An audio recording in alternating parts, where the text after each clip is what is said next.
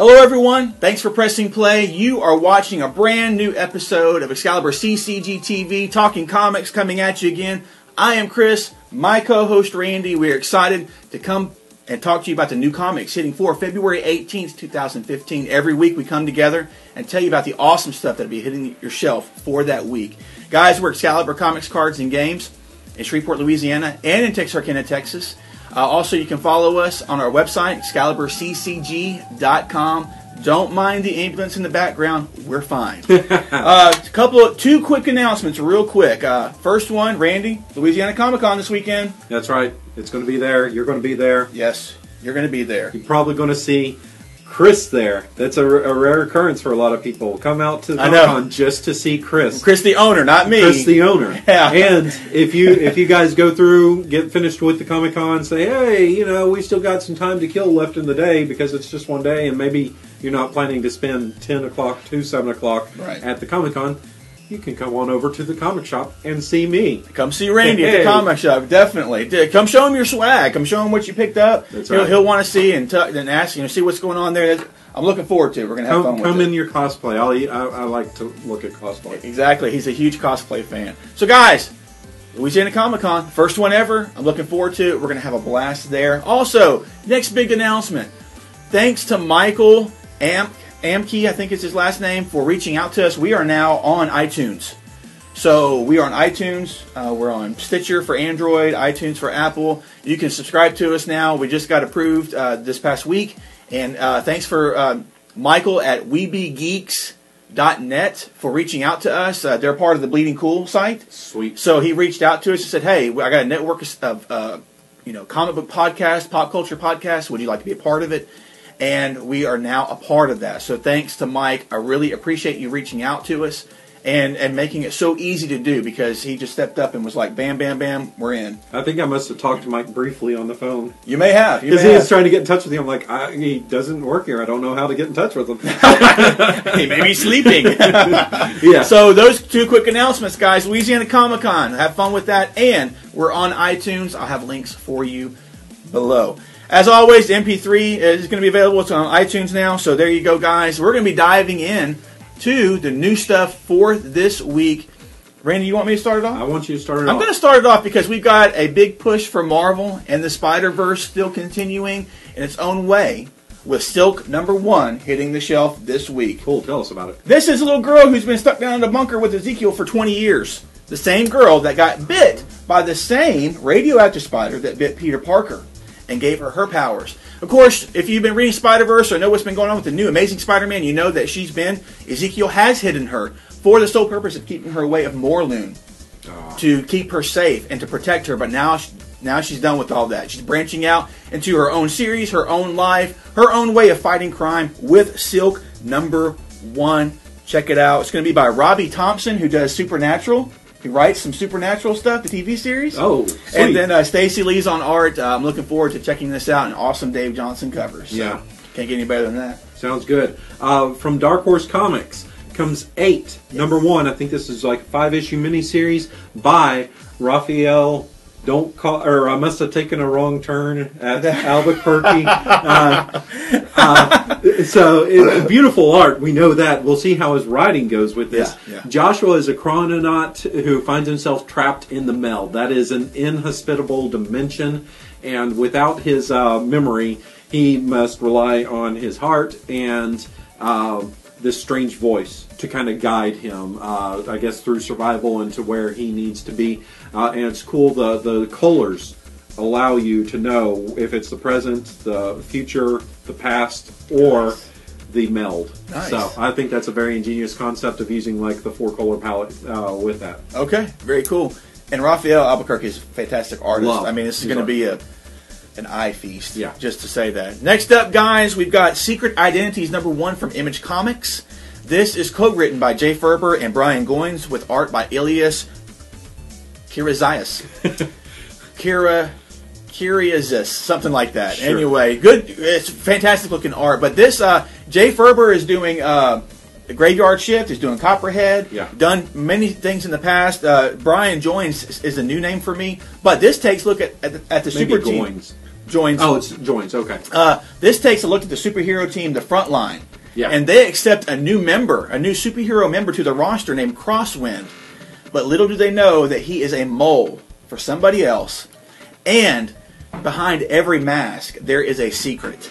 So this isn't like your Justice League. This is going to be probably a bit more adult in tone with like the secrets and the things that they're hiding. Yeah.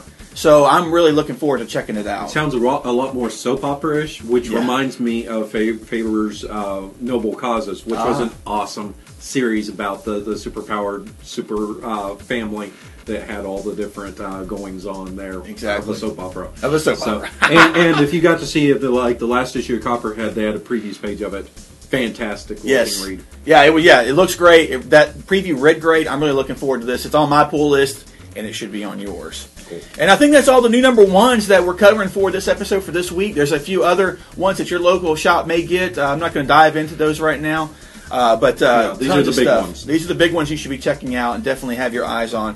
Especially Ei8ht and especially Secret Identities, because those are from Dark Horse and Image. Right. We're going to see lower print runs with probably high interest, and they may just be collector's items before you know it. So there you go. Speculators corner there. Exactly. Let's move on to storylines then. Storylines, yeah. What do you want to start off with? We've got Black Vortex continuing Part 3 in Legendary Star-Lord number 9. Yes. With this, we've seen that the team of the Guardians of the Galaxy and the all-new X-Men have the Black Vortex. Yes. They have seen possibly what they can become, and some of them have become this so far. Yep.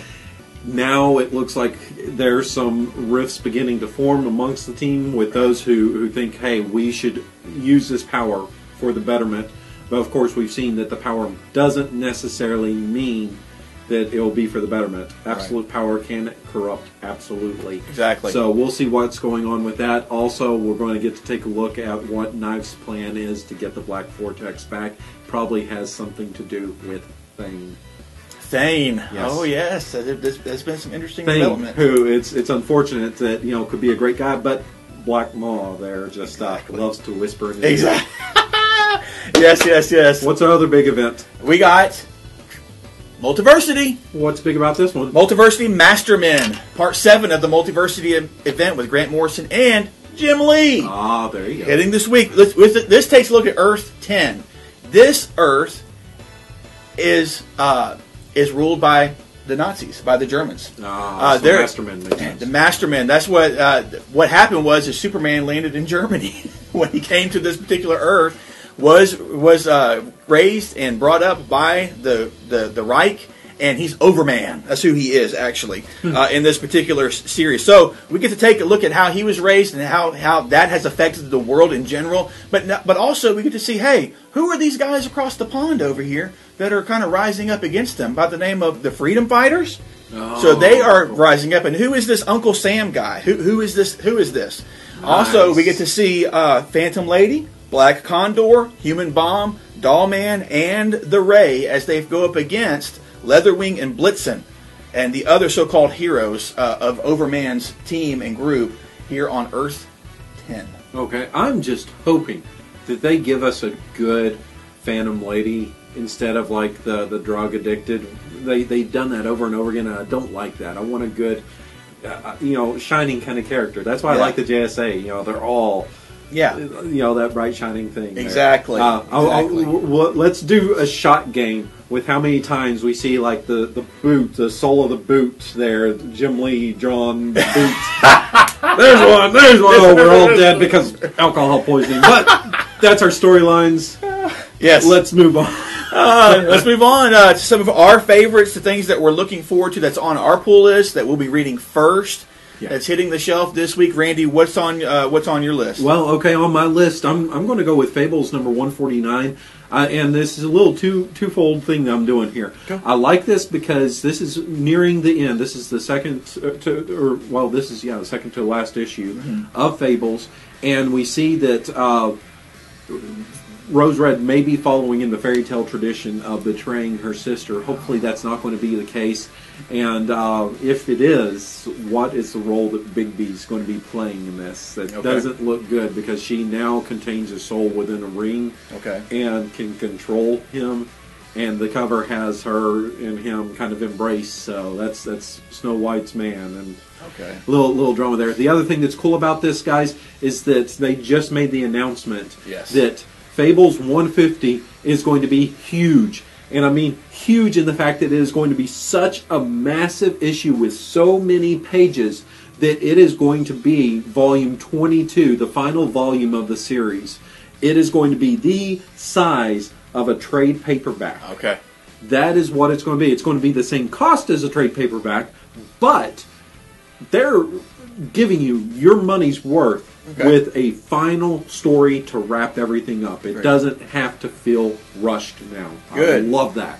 That's great. I'm looking forward to it. That's really cool. Yeah. Big. Talk to me about your favorite. Lazarus.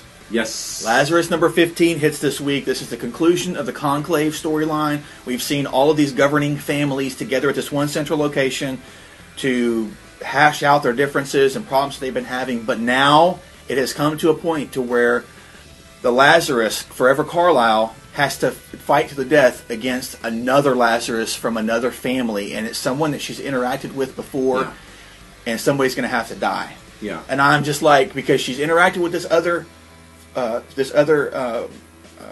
Lazarus before, and it was such a cool interaction to me. Yeah. It's just like this. She's not like Forever. She's like innocent in so many ways, but deadly in the others.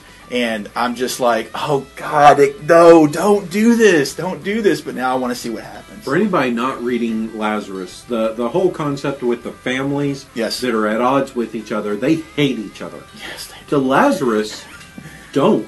I mean, the Lazarus are much more civil people than these civilized people. Yes. The weapons are civilized. Yes. and they, unfortunately, have to fight for the family's honor. So it makes for an interesting read with that aspect of it. Yes, exactly. My other one is Miss Marvel number 12. They kind of rushed to get this one out, or the other one was kind of late. Adrian Alfona is back on the art with this one. Yes, excited about that. Very cool. Love is in the air. Good job. And Kamala can't go to the Valentine's Day dance, but Miss Marvel might get to.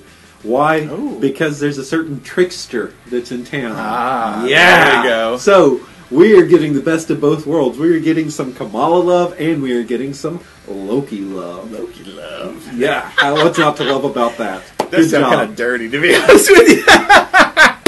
Guys, if it's dirty, I don't want to be clean. I don't want to be clean. Awesome. He said it. He said it. Awesome.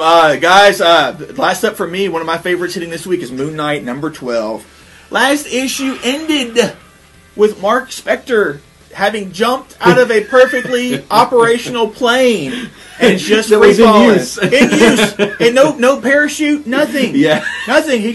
That's it. He's flying. And I've got to see how he gets out of that. I got to see if Khonshu does something for him to help him out. Does he take him back as the Avatar that he was before? I want to see. This has been really good, and I think this is the last issue of Wood and Smallwood. It is. And then with the new creative team comes on, Cullen Bunn and another artist. I'm not sure who that is. So I forget the artist, but I'm a little sad. I am a little sad. I really am. I didn't have great expectations of Brian Wood, but was willing to give him a try, and I'm glad that I did, because this second story arc was fantastic. Yeah. So this is the wrap up of it. I'm looking forward to it. Yeah, definitely. Sounds good. We have one last thing we need to do. Yeah. And that is, are you ready? Yeah, we have a question. We have the question of the week for you, and it's huge. It spans universes. It spans movie companies. It's huge, guys. It spans Sony. Yes. And Marvel Studios. It does. What would this question be? Guys, if you've been living under a rock, you've missed the announcement that Marvel Studios and Sony Studios have come to an agreement where Spider-Man can now be used in the Marvel Cinematic Universe. Yes. I don't know. I'm not going to go into details of how it's all written out in the paperwork and all that. All that we need to know is that Marvel can now use Spider-Man, and this is something that fans have wanted ever since Marvel started the Marvel Cinematic Universe. Yeah. With everything that's going on. So, our question of the week to you is this. What would you like to see Marvel do with Spider-Man in the Marvel Cinematic Universe? I'm not talking comics. We're talking about in the Marvel movies. Yeah, Randy. We're not talking about TV series either, because that's not cinematic universe. No, we're talking about the big have the screen. rights for that. Right, talking big screen. Yeah. 2 quick things. 1, no origin story. We don't need that. 2, I don't want to see him in Captain America 3 Civil War. Why? You don't? Because it's not the same thing. It's not the same thing as the Registration Act. He's not needed there. He can be put somewhere else. Very cool. What about you? I want to see Marvel get Spider-Man right. I just want somebody to hit a home run for me. Yeah. And unfortunately for Marvel, my expectations are high because of how much I've liked what they've done so far with everything else.